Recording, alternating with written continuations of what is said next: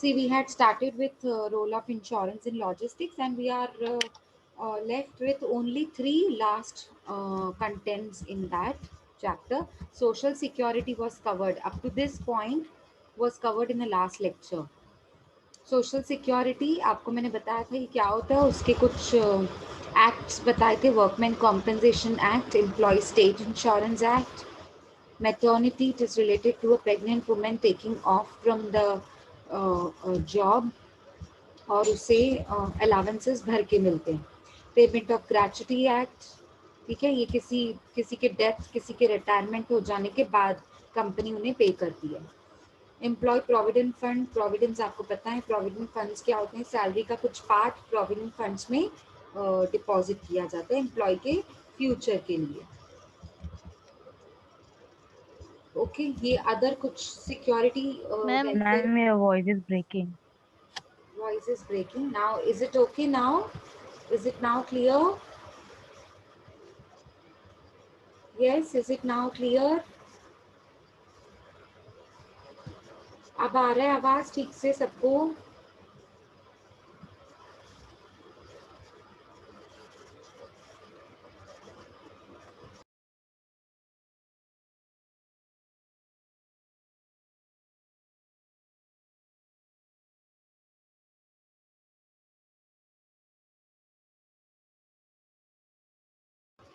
Am I audible now? yes ma'am, you're audible. Yeah, Yes, yeah, ma'am. clear audibly. Yes ma'am. Okay, Yes, ma'am. Okay, I hope it's clear now. ठीक है, screen clear है, कुछ आवाज Yes crack ma'am. तो नहीं हो रही है? No ma'am. Yes, okay okay ma'am. Okay, No, let me ma'am, know it's once clear it now. happens. Yeah, let me know if it happens. Okay, so we have another security welfare measures, Okay, ma'am. yeah, related to medical care or sickness, employment injury, maternity benefit, old age benefit, housing schemes and etc. ये सब हमने last lecture में यहाँ तक किया। Ma'am, can you please repeat the social one? Social security Yes ma'am. I had already covered, beta. It was just a revision. I had already covered in the last lecture. You can listen I to the have recording. some doubt ma'am, that's why I'm saying. Okay, I'll repeat. Social security means giving a protection to members of the society through welfare measures. मतलब आप है ना लोगों के हित के लिए काम करते हो, समझ में आ रहा है आपको? जैसे अगर Yes कंपनी ma'am. है तो कंपनी अपने वर्कमैन मतलब जो वर्कर्स होते हैं ना, उनके लिए, उनके हित में काम करने के लिए, जैसे कंपनीज ध्यान दें कि वर्कमैन को कुछ नुकसान ना पहुंचे वर्कर्स को, उसके लिए एक एक्ट बनाया गया, वर्कमैन कॉम्पेंसेशन एक्ट। ठीक है, मतलब अगर किसी की डेथ हो गई काम करते करते, या किसी को इंजरी हो गई, किसी का एक्सीडेंट हो गया, मशीन्स पे काम करते करते हाथ कट गया या कुछ ऐसा हो गया, एक्सीडेंट हो गया, तो कंपनी आपको भर के देती है, that is known as compensation. आ रहा है समझ में? वैसे ही होता है Okay. Employ state insurance act. जैसे आप कंपनीज में काम करते हो तो आप एम्प्लॉय हो जाते हो ना, तो ड्यूरिंग वर्किंग आवर्स अगर आप बीमार हो गए, कुछ एक्सीडेंट हो गया, कुछ कुछ मेडिकल सिकनेस आ गई, कुछ मैटरनिटी लीव लेने की जरूरत पड़ गई, तो कंपनी आपका पैसा काटती नहीं है, इनफैक्ट भर के देती है आपको। ऐसा ही होता है मैटरनिटी एक्ट। मैटरनिटी एक्ट मतलब जैसे डिग्निटी ऑफ मदरहुड, मतलब जैसे प्रेग्नेंट वुमेन है या फिर अभी अभी न्यू बॉर्न बेबी हुआ है, तो उसको देखभाल करने के लिए you will have to stay home, no? So आपको जॉब थोड़े टाइम के लिए छोड़ना पड़ता है। You don't want to leave job forever, but you have to leave it for some time, तो उस कुछ समय के लिए कंपनी आपको कॉम्पेंसेशन देती है। Payment of gratuity act, gratuity act का मतलब होता है जब किसी एम्प्लॉय की, Ma'am, your voice is again breaking. Again breaking, let me just wait, Oh, clear. Is it clear now?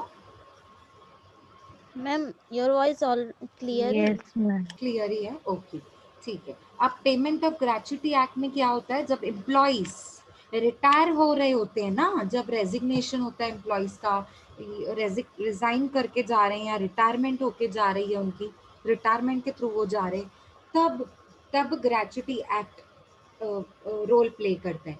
Means company को एम्प्लॉयज कंपनीज एम्प्लॉयज को पेमेंट करती हैं, लमसम अमाउंट पेमेंट करती हैं कि आपने हमारी कंपनी में 10 साल, 5 साल, 6 साल, 7 साल, इतना हमारी कंपनी को आपने अपना टाइम एंड एफर्ट्स दिया, तो कंपनी आपको उसके लिए ग्रेच्युटी पे करती है। आया समझ में? डाउट क्लियर हुआ अभी? Yes ma'am, thank you. हाँ हाँ, सोशल सिक्योरिटी बोलते हैं, मतलब ये पर्टिकुलरली ये लोगों के हित के लिए ये एक्ट्स बनाए गए, for the welfare of public.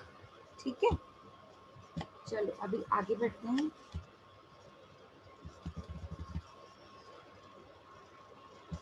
Next we have types of risk. अभी ये बहुत इंपॉर्टेंट कॉन्सेप्ट है, हाँ, वेरी वेरी इंपॉर्टेंट कॉन्सेप्ट। ये हमने एक्चुअली ना EMFS में किया हुआ है, तो आपको डिफिकल्ट नहीं लगेगा। It is just a revision for you, because EMFS में हमने एग्जैक्टली रिस्क मैनेजमेंट एक चैप्टर था जिसमें हमने ये टाइप्स ऑफ रिस्क किए हुए थे।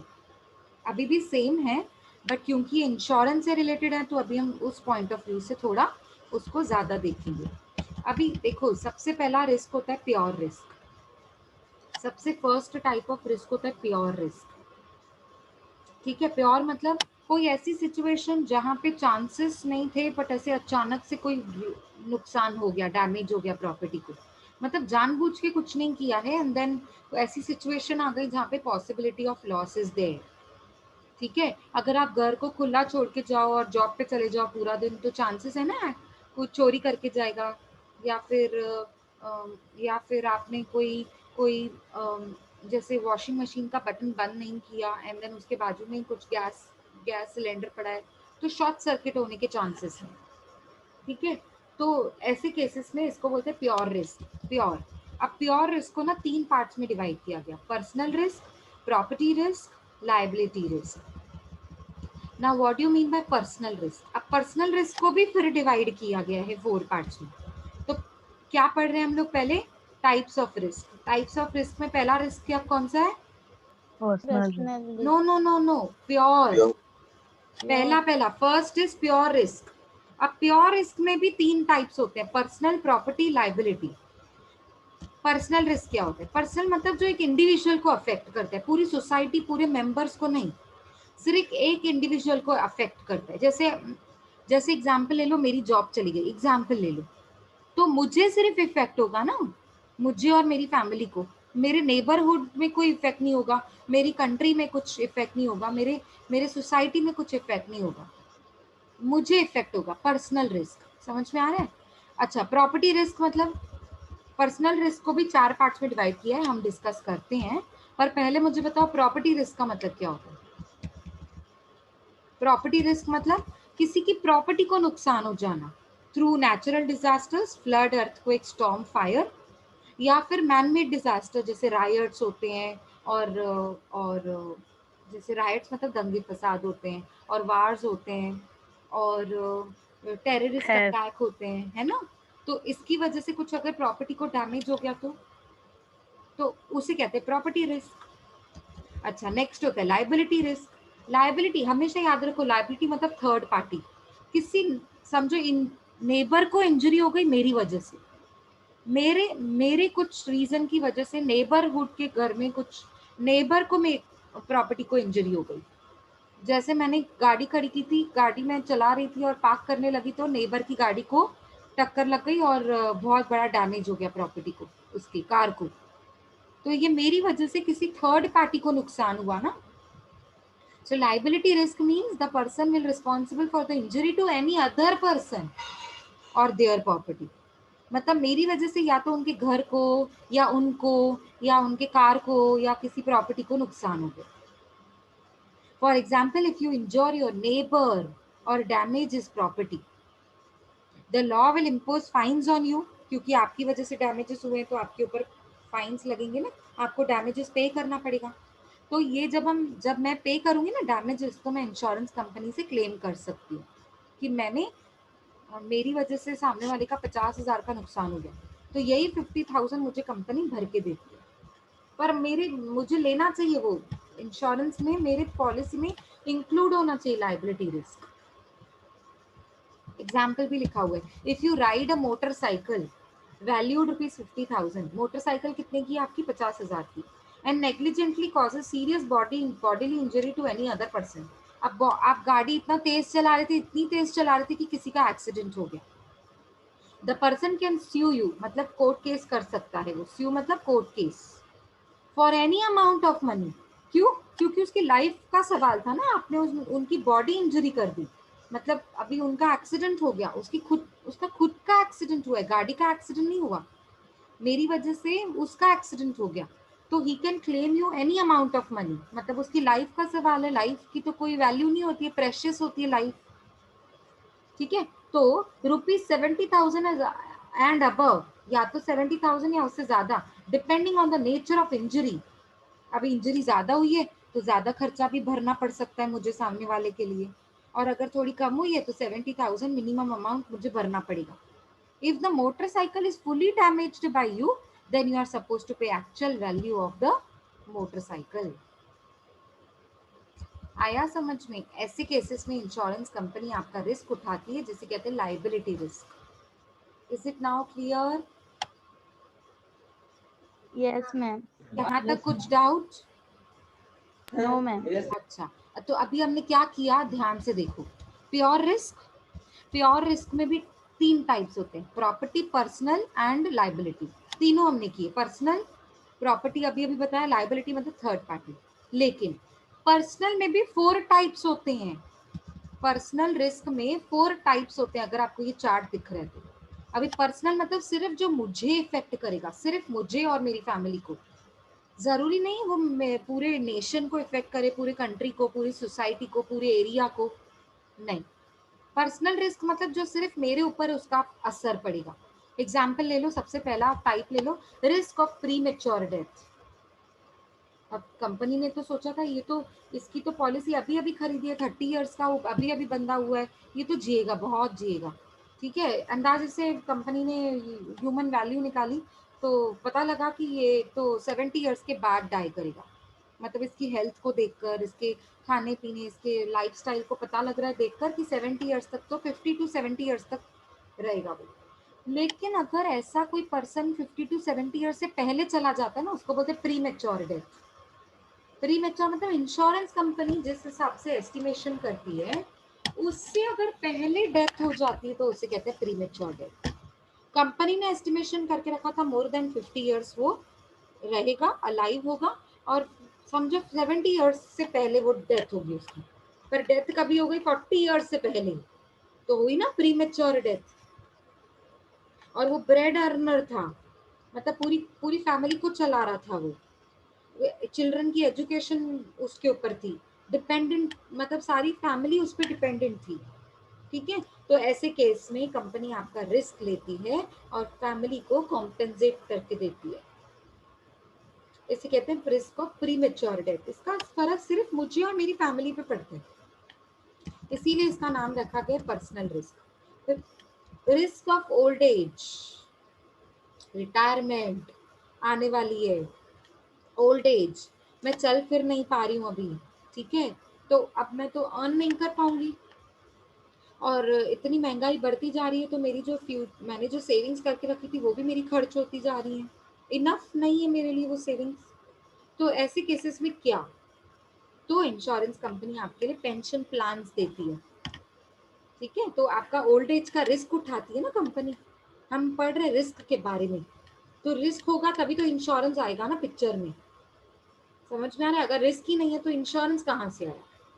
रिस्क है तभी इंश्योरेंस लेते हैं हम, ठीक है। रिस्क ऑफ पुअर हेल्थ, मतलब हेल्थ ठीक नहीं रहती है, बार बार मेडिकल एक्सपेंसेस होते हैं हमारे, बहुत ज़्यादा मेडिकल एक्सपेंसेस होते हैं, तो ऐसे केसेस में हमको रिस्क ऑफ पुअर हेल्थ का इंश्योरेंस लेना होता है, मतलब क्योंकि बीमार रहते हैं हम, तो हेल्थ इंश्योरेंस सबसे बढ़िया होता है उसमें, ठीक है। Next is risk of unemployment, मेरी जॉब छूट गई, अब मैं अर्न नहीं कर पाऊंगी, तो क्योंकि मैं अर्न नहीं कर पाऊंगी तो मेरा फैमिली कैसे चलेगा, मैं मतलब खाना पीना कैसे, सब कैसे, लाइवलीहुड मेरा कैसे चलेगा, so that is known as risk of unemployment, मतलब जिसमें हम फिनेंशियली बहुत नुकसान में होते हैं, फिनेंशियल लॉस होता है हमारा बहुत अनएम्प्लॉयमेंट के टाइम पे, तो वो लॉस की भरपाई हमको इंश्योरेंस कंपनी करके देती है, अगर मैंने कुछ ऐसा क्लॉज कंपनी को बोल के अपने पॉलिसी में डलवाया, ठीक है।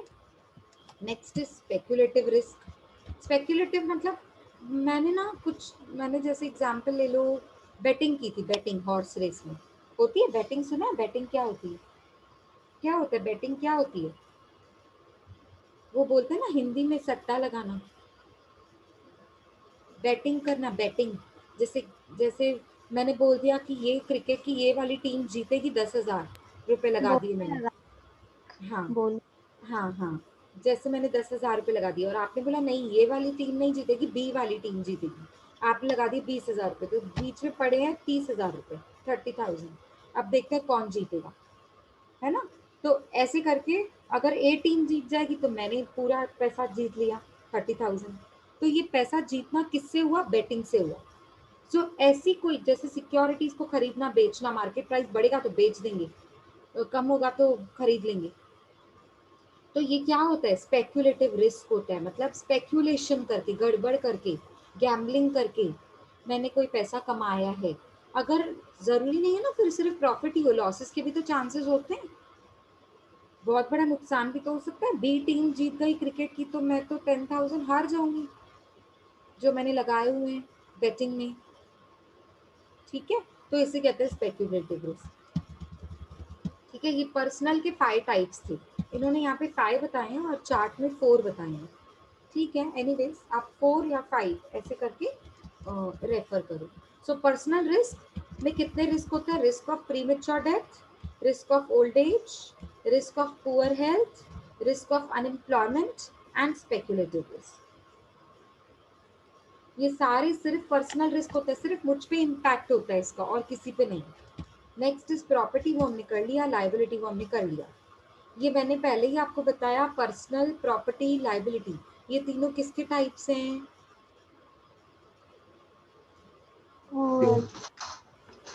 यस, किसके टाइप से? Pure pure, very good. Pures के। Pure, very good. अब फर्स्ट था प्योर, अब सेकंड है फंडामेंटल। फर्स्ट था प्योर, सेकंड है फंडामेंटल। अब फंडामेंटल का मतलब होता है जैसे फंडामेंटल लॉज होते हैं, अभी आपने सिविक्स में पढ़ा होगा स्कूल के टाइम पे, या फिर अभी भी आप पढ़ते हो लॉ, बिजनेस लॉ और कॉर्पोरेट लॉ सब्जेक्ट्स ऐसे कुछ हैं जो आप पढ़ते हो, तो उसमें हमने पढ़ा है फंडामेंटल लॉज। तो फंडामेंटल लॉज का मतलब क्या होता है? लॉज मतलब रूल्स एंड रेगुलेशन, फंडामेंटल मतलब जो सब पे एप्लीकेबल होते हैं। अब नॉन पार्किंग की एरिया है जहाँ पे आप नॉन पार्किंग है, गाड़ी नहीं खड़ी कर सकते, तो ये किसी एक के लिए रूल होता है कि सबके लिए होता है? आप मुझे बताइए। सिर्फ मेन के लिए होता है, वुमेन के लिए नहीं होता है? सिर्फ गर्ल्स के लिए होता है, बॉयज के लिए नहीं होता है? ऐसा होता है क्या? No ma'am. या एक एज ग्रुप के लिए होता है, 18 ईयर्स के तक नहीं खड़ा कर सकते हैं और 15 ईयर्स तक नहीं कर सकते हैं और बाकी के सारे लोग गाड़ी खड़ी कर सकते हैं? ऐसा होता है? फंडामेंटली मतलब क्या? जो सब पे एप्लीकेबल है, ठीक है? वो फंडामेंटल लॉज जो सब पे एप्लीकेबल होते हैं उसे कहते हैं फंडामेंटल लॉज। जैसे मैंने नॉन पार्किंग का एग्जांपल दिया। अब लाइसेंस, गाड़ी चलाते समय हेलमेट पहनना जरूरी है और लाइसेंस कैरी करना जरूरी है, तो ये क्या सिर्फ मेन के लिए, वुमेन के लिए नहीं है? बिल्कुल है, सबके लिए। क्या ये सिर्फ एक एज ग्रुप के लिए, 30 ईयर से अबव है सिर्फ उनको ही हेलमेट पहनना है, जो 30 ईयर से बिलो है उनको हेलमेट पहनना जरूरी नहीं है? नहीं, ऐसा कुछ नहीं है, सबके लिए जरूरी है। लाइसेंस कैरी करना सबके लिए जरूरी है। पासपोर्ट, अगर आप फ्लाइट, अगर आप अगर आप कहीं किसी और कंट्री में ट्रैवल करते हो तो पासपोर्ट होना जरूरी है, वीजा होना जरूरी है, सबके लिए। किसी पॉलिटिकल पार्टी होगी ना, कोई बड़ी पार्टी, प्राइम मिनिस्टर होगा, चीफ मिनिस्टर होगा, उसके लिए भी पासपोर्ट और वीजा जरूरी है। ऐसे नहीं कॉमन मैन के लिए जरूरी है और चीफ मिनिस्टर के लिए जरूरी नहीं है। नहीं, ये रूल्स एंड लॉज होते हैं, ये रूल्स एंड रेगुलेशंस होते हैं जो फंडामेंटली सब पे एप्लीकेबल होते हैं, तो इसे कहते हैं फंडामेंटल लॉज, ठीक है? वैसे ही होता है फंडामेंटल रिस्क। अब बोले फंडामेंटल बोले तो जो जिसका इफेक्ट सब पे पड़ता है, सब पे, ग्रुप पे, किसी इंडिविजुअल पे नहीं। अब अनएम्प्लॉयमेंट आ गई, मेरा जॉब छूट गया तो सिर्फ मुझ पे इफेक्ट आएगा, लेकिन अगर डीमोनेटाइजेशन आ गया, आया था ना, डीमोनेटाइजेशन आया था हमारी कंट्री में, याद है? हम्म, तो सब पे इफेक्ट हुआ था ना।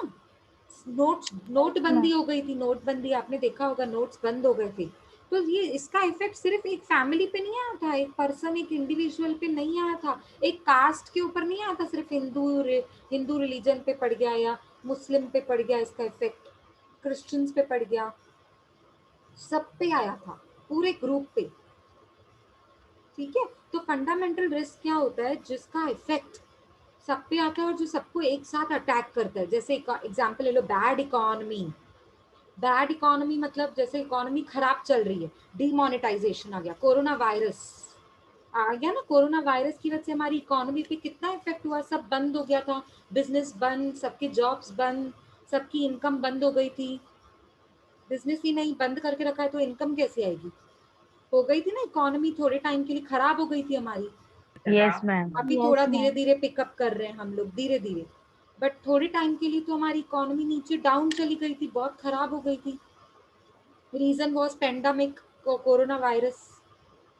ठीक है, ग्लोबली इफेक्ट आया सबको, सबको इफेक्ट आया फंडामेंटली, सिर्फ एक फैमिली पे नहीं, मुझ पे नहीं, सिर्फ सब पे, किसी एक कास्ट के लोगों को नहीं आया।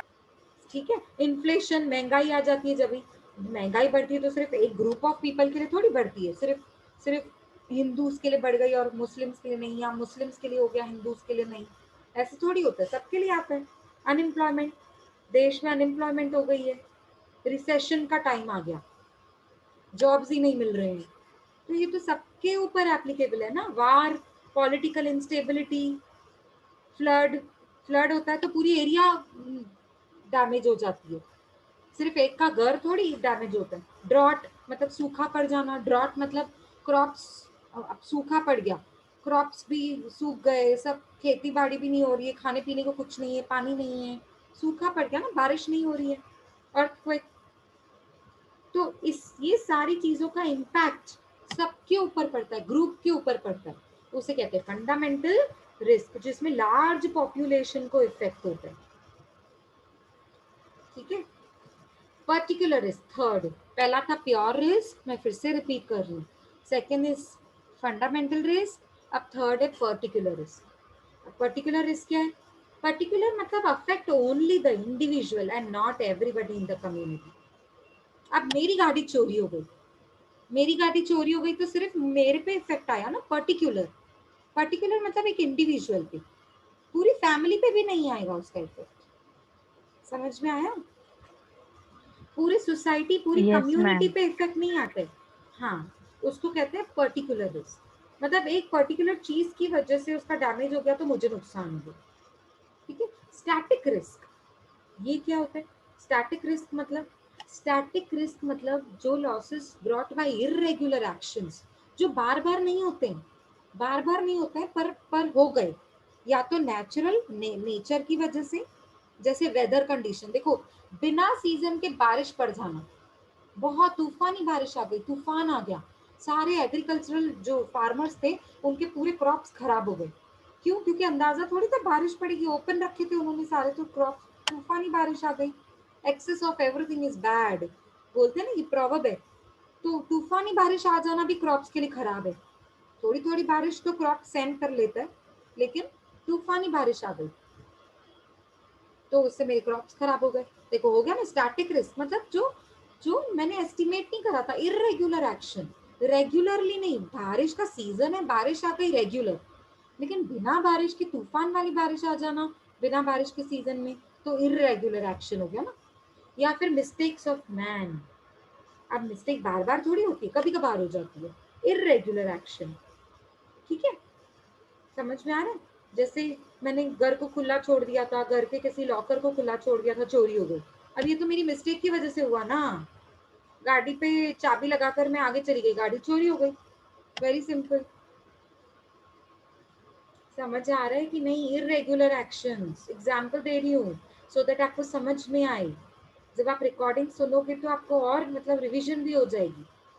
तो don't forget to sit for the lectures because very important, आपको एग्जाम्पल्स दिए जाते हैं जैसे आप समझ पाओ, खुद से पढ़ोगे तो कभी समझ आ भी जाए, कभी नहीं भी आए। ठीक है, डायनेमिक रिस्क। अब डायनेमिक रिस्क क्या होता है? चेंज। डायनेमिक का मतलब ही, देखो डिक्शनरी मीनिंग निकालोगे ना आप डायनेमिक की, डायनेमिज्म मतलब, देखो एक वर्ड होता है डायनेमिज्म, डायनेमिज्म का मतलब होता है चेंज लाना, चेंज। अब ध्यान से सुनो, जैसे मेरी इनकम, क्या मेरी इनकम हमेशा सेम रहेगी? हमेशा 20,000 रहेगी? हमेशा 40,000 ही रहेगी? कभी बढ़ेगी नहीं? बिल्कुल बढ़ेगी। टाइम के साथ मेरी इनकम भी बढ़ेगी। अच्छा, जो मेरी एक्सपेक्टेशंस है, मेरा गुड्स कंज्यूम करने का स्टैंडर्ड ऑफ लिविंग है मेरी फैमिली का, क्या वो कभी बढ़ेगा नहीं? कभी कम नहीं हो सकता? हमेशा सेम रहेगा? नहीं। कभी हम बहुत रिच भी हो सकते हैं, कभी पुअर भी हो सकते हैं। ठीक है। क्या गुड्स का प्राइस हमेशा सेम रहेगा मार्केट में? नहीं, प्राइस लेवल चेंज होता रहेगा। टेस्ट, क्या मैं हमेशा जो जो चॉकलेट खाती हूँ, मैं हमेशा बचपन से सिर्फ वही खा सकती हूँ और कोई जो नया आ गया वो कभी मुझे अच्छा नहीं लगेगा? Taste, fashion, technology. पहले टेक्नोलॉजी आप देखो, पहले कितने बड़े बड़े, फर्स्ट टाइम जब कंप्यूटर इन्वेंट हुआ था, एक पूरे रूम की साइज वाला कंप्यूटर होता था, और अब पाम टॉप्स आ गए। कंप्यूटर की साइज तो छोड़ो, लैपटॉप तो छोड़ो, पाम टॉप, इतना छोटा कंप्यूटर आ गया कि आप उसको अपने पॉकेट में, अपने छोटे से बैग में कैरी कर सकते हो। पाम टॉप्स बोलते हैं उसे। आप देखो टेक्नोलॉजी कैसे चेंज हो रही है धीरे धीरे। ठीक है, पहले होता था व्हाट्सएप, ये सब होता था, एंड्रॉइड फोन कुछ नहीं। अब देखो फोन में सब कुछ है आपके पास, एवरीथिंग इज अवेलेबल। फोन में ही बैठे बैठे आप ऑनलाइन लेक्चर भी सुन रहे हो, है ना? ओके, है ना? पहले टीचर्स बोलते थे फोन नहीं उठाओ लेक्चर के टाइम पे, और अब टीचर्स बोलते हैं फोन उठाओ लेक्चर के टाइम पे। समझ आ रहा है? Is it clear? So change in the technology, है ना? सो डायनामिज्म का मतलब होता है चेंज। किसी किसी चीज में चेंज आने की वजह से रिस्क भी हो सकता है। टेक्नोलॉजी, अभी एग्जांपल ले लो, पहले ऑटोमेटिक मशीन्स नहीं होती थी फैक्ट्री ओनर्स के पास। अब फैक्ट्री में ऑटोमेटिक मशीन्स आ गई। अब ऑटोमेटिक मशीन आ गई का मतलब क्या हुआ? जहाँ पे मुझे 10 लेबरर्स लगते थे, अब वहां मुझे सिर्फ 2 लेबरर की नीड है, तो बाकी बेचारे 8 लेबरर्स अनएम्प्लॉयड हो गए ना। तो ये भी तो रिस्क है, ये भी तो लॉस है। टेक्नोलॉजी अगर बढ़ रही है ना, तो अगर फायदे है तो नुकसान भी। Every coin has two sides. So अगर फायदे है तो रिस्क भी तो है, नुकसान भी तो है। टेस्ट ऑफ कस्टमर चेंज, क्योंकि टेस्ट चेंज हो रहा है, तो जो पुराने प्रोडक्ट्स थे वो तो अभी कोई कंज्यूम ही नहीं कर रहा है, वो तो वेस्ट। फैशन चेंज हो रहा है, तो पहले के जो गुड्स बने हुए थे, प्रोड्यूस किए हुए थे, क्योंकि फैशन चेंज हो गया, ट्रेंड नया आ गया, तो अब लोग ये खरीद ही नहीं रहे मेरा प्रोडक्ट। वेस्ट, है ना? तो वेस्ट हो गया मतलब कंपनी का नुकसान। कंपनी का नुकसान मतलब वही तो बात चल रही है, रिस्क। नुकसान मतलब क्या? रिस्क की वजह से ही तो नुकसान होता है। तो हम कौन से रिस्क की बात करें? डायनामिक रिस्क, जो चेंजेस की वजह से आते हैं। और चेंजेस किस किस की वजह से आते हैं हमने वो पढ़ा। Changes in price level, changes in income, taste, preference, technology, standard of living. अब तो यहाँ पे कम लिखे हुए हैं, आप बहुत सारे लिख सकते हो। ठीक है, फैशन ट्रेंड वो भी नहीं लिखा हुआ है, आप लिख सकते हो। समझ में आया कि नहीं?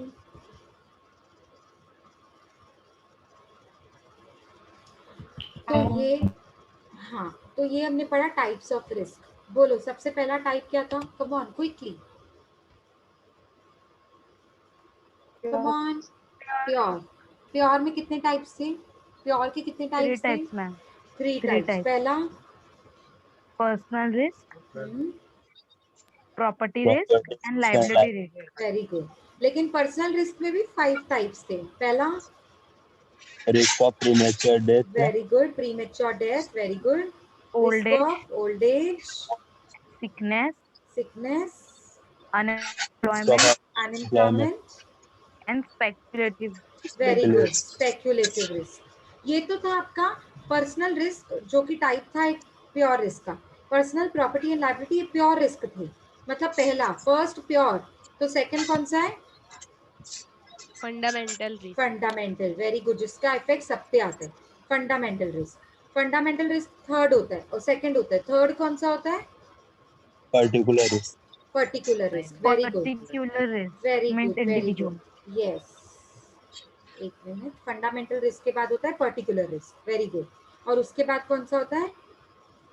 static risk, static risk. Static, मतलब जो Static risk, इरेगुलर एक्शंस की वजह से होता है, या मिस्टेक ऑफ, irregular action. हाँ, या मिस्टेक ऑफ मैन, या इरेगुलर एक्शन ऑफ नेचर। ठीक है।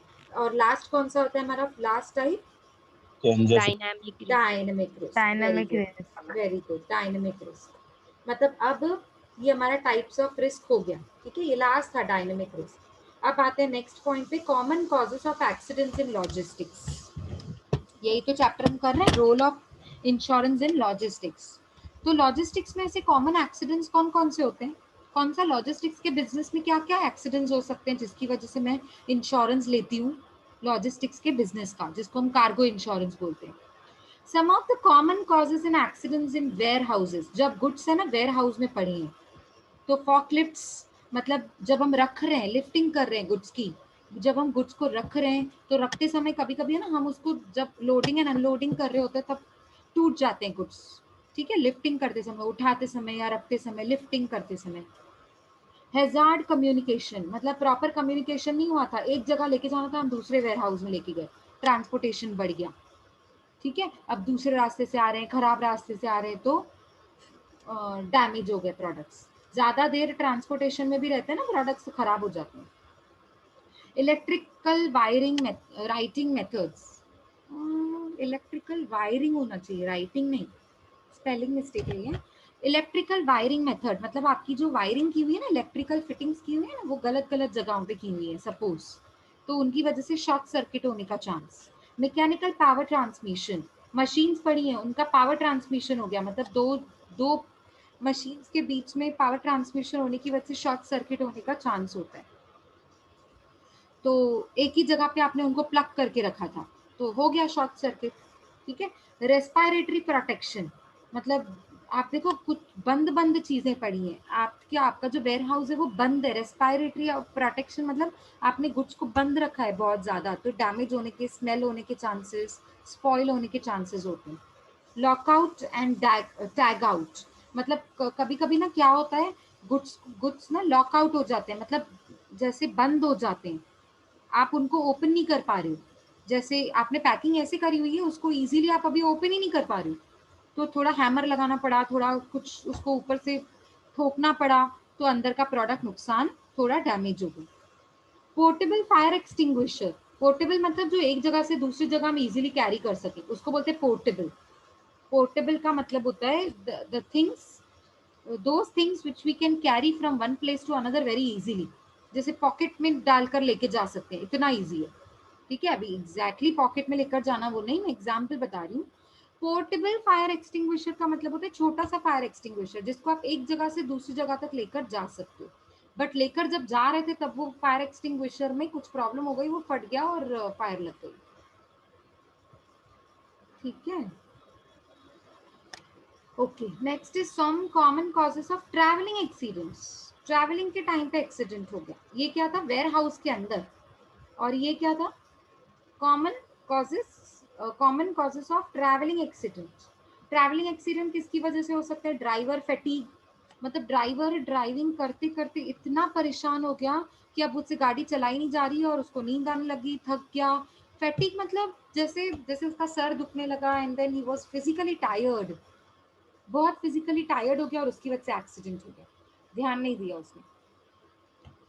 फैटीग उसको बोलते हैं, फैटीग फिजिकली जब हम बहुत टायर्ड होते हैं। डेब्रीज ऑन हाईवे, मतलब आपने देखा है हाईवे पे देखिए बहुत सारे पत्थर जैसे कचरा पड़ा है, डेब्रीज मतलब पत्थर जैसा कचरा, उस पे गाड़ी चलाना ना बहुत दिक्कत होती है हाईवे पे, तो गाड़ी आगे पीछे हो गई तो एक्सीडेंट हो सकता है, ठीक है।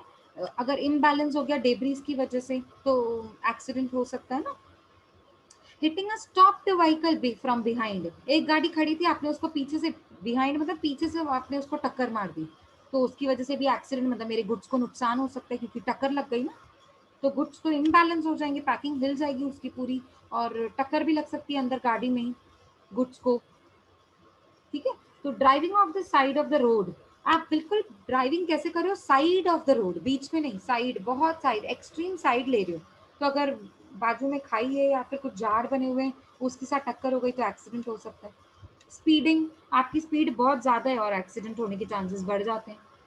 Poor road condition, bad weather, जैसे आपने कल एग्जाम्पल दिया था आप में से किसी ने बैड वेदर का, जैसे फॉग, सुबह सुबह अर्ली मॉर्निंग में विंटर सीजन में फॉग होता है, तो फॉग की वजह से कुछ दिखाई नहीं देता और तब ट्रैवल कर रहे हैं हम, गुड्स को लेकर जा रहे हैं एक जगह से दूसरी जगह तक, तो एक्सीडेंट हो सकता है। पुअर रोड कंडीशन, रोड्स की कंडीशन है ना बहुत खराब है, और उसकी वजह से एक्सीडेंट हो जाना। लॉस ऑफ कंट्रोल, गाड़ी पे कंट्रोल नहीं रहना, कभी कभी ब्रेक फेल हो जाता है। अब वो तो उसमें मेरी कोई मिस्टेक ही नहीं थी, ब्रेक फेल हो गया तो हो गया एक्सीडेंट। मैकेनिकल फेलियर, गाड़ी का इंजन खराब हो जाना। शिफ्टिंग कार्गो, जब हम कार्गो को शिफ्ट कर रहे हैं एक जगह से दूसरी जगह, देखो कभी कभी क्या होता है, जब मैं गुड्स को शिप मतलब शिप्स के थ्रू, वाटरवे के थ्रू गुड्स को ट्रांसपोर्ट करना चाहती हूँ, तो अभी मैं जहाँ पर हूँ, मेरा जो वेयर हाउस है, फैक्ट्री में जो वेयर हाउस होता है, वहां से लेकर जो जो जहाँ पे शिप है, जहाँ पे वो ओशन बना हुआ है, जहाँ से मुझे गुड्स को ट्रांसपोर्ट करना है, अब वो वहां से 2 घंटा दूर है। तो अब मैं गुड्स को शिप तक लेके जाने के लिए भी कैसे लेके जाऊंगी, ट्रक, ठीक है, ट्रक्स में लेके जा रही हूँ। ओके, तो दो बार शिफ्टिंग हुई ना गुड्स की, पहले वेयर हाउस से निकालो, ट्रक्स में डालो, लोडिंग करो ट्रक्स में, फिर ट्रक को लेकर जाओगे आप ट्रैवलिंग रोडवे से। अब आप रोडवे से पहुंच गए वाटरवे तक, मतलब शिप तक पहुंच गए जहाँ पे आपको गुड्स को लोड करना है, तो ट्रक से अनलोडिंग करोगे, फिर शिप में लोड करोगे। तो जब हम बार बार गुड्स की शिफ्टिंग करते हैं ना, तब भी गुड्स खराब हो सकते हैं। बार बार उठाओ, बार बार रखना उसको। सो कोई बहुत प्रेशियस होगा, कोई पेरिशेबल चीज होगी तो वो, कांच की चीज होगी तो वो जल्दी टूट सकती है। ठीक है, ये सारे एग्जांपल्स थे किसके, कॉमन एक्सीडेंट्स। लेन ड्रिफ्टिंग मतलब जब रास्ता चेंज करते हैं आप, लेन ड्रिफ्टिंग मतलब जब ट्रैवलिंग के टाइम पे रास्ता कभी कोई चेंज करना होता है, तो चेंज करने के टाइम पे आपको डिले हो गई तो गुड्स डैमेज हो सकते हैं। ठीक है, तो ये थे हमारे common causes of accidents in logistics. And so our chapter is over. ये कुछ ऑब्जेक्टिव्स हैं आपको पढ़ने के लिए, ठीक है, कुछ शॉर्ट नोट्स, कुछ theory questions. It will help you understand the concepts better way. ठीक है, और ये मॉड्यूल 4 का लास्ट जो चैप्टर था हमारा 9 फायर इंश्योरेंस, ये तो हमने पहले ही कर लिया, and our syllabus is over. So आज हमारा सिलेबस पूरा हो गया। ठीक है, मतलब हमारे सिलेबस में अगर आप देखोगे तो एक मिनट में इंडेक्स पेज ओपन करती हूँ। यूनिट 1 था पूरा लाइफ इंश्योरेंस के बारे में, वो हमने पूरा लाइफ इंश्योरेंस के बारे में किया था। मॉड्यूल 2 में था जनरल एंड हेल्थ इंश्योरेंस, और याद रखो चैप्टर नंबर 5 में सिर्फ 5 कॉन्सेप्ट्स थे हेल्थ इंश्योरेंस से रिलेटेड, वो हमको करने थे, वो हमने पूरे कर लिए। और मॉड्यूल 3 में होम एंड व्हीकल इंश्योरेंस था, we have done it. And module 4 was having module 4 had 2 chapters and we have covered it successfully. Fire insurance हमने पहले किया था, role of insurance in logistics we have done it today. So our syllabus is over so far. After reading, if you have any doubt, we can connect for doubt lectures. Is that okay? Yes, ma'am. अगर आपको कुछ doubt आता है तो हम doubt lectures के लिए मिल सकते हैं, नॉट अ प्रॉब्लम। बट अभी से सिर्फ मेरे लेक्चर्स, हाँ, बाकी के आपके जो टाइम टेबल के हिसाब से लेक्चर्स हैं वैसे ही होंगे, सिर्फ मेरा लेक्चर नहीं होगा। And most probably Nandini madam had told me that she is going to engage my lectures. मतलब अभी जो OIS जहाँ पे आपको टाइम टेबल में ओवरव्यू ऑफ इंश्योरेंस सेक्टर मतलब अपना सब्जेक्ट मिलेगा ना, उधर शायद नंदिनी मैडम QM लेंगे, क्योंकि उनका सिलेबस Yes, ma'am. ज़्यादा मैम ने है। बोला हम लोग। हाँ, तो उनका सिलेबस थोड़ा ज़्यादा है, इसीलिए वो मेरे वाले लेक्चर्स भी लेकर आपका थोड़ा जल्दी सिलेबस जैसे पूरा हो जाए, टाइम से आपको रिवीजन का टाइम मिले, इसके लिए वो मेरे लेक्चर्स मैडम लेने वाले। ठीक है, सो बिकॉज हमारा सिलेबस पूरा हुआ तो मेरे सिर्फ लेक्चर्स नहीं होंगे। ठीक है, सो फार आपको डाउट्स हैं अगर, तो हम मिलेंगे, अदरवाइज अभी से याद रखना मेरे लेक्चर्स के लिए आपको लॉगिन नहीं करना है। नंदिनी मैम आपको बताएंगे कि आप उनके लेक्चर्स के लिए आपको कैसे कैसे लॉगिन करना है। ठीक है, Okay, ma'am. Okay, ma'am. Is it clear to everybody?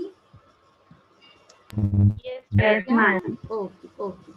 So good luck for your exams.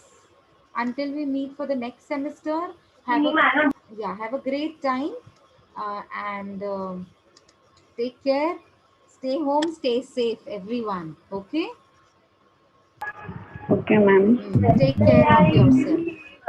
Okay, we will meet soon. Yeah. Yes, ma'am. Okay. Yes, ma'am. Okay. Thank you everybody for your cooperation and please आप regularly study किया करें। आप ऐसे ना समझें कि topic easy है तो छोड़ दें, ठीक है, रेगुलरली पढ़ो, रिवाइज करो, और आपको पता लगेगा, खुद से थोड़ा टेस्ट लेने की कोशिश करो तो आपको पता लगेगा कि कितना आपको आ रहा है, कितना नहीं आ रहा है। ठीक है, Yes, ma'am. Okay, bye Thank you, everybody, ma'am. Take care, या मोस्ट वेलकम बच्चा, most welcome, Bye, thank ma'am. You everyone, bye, take care.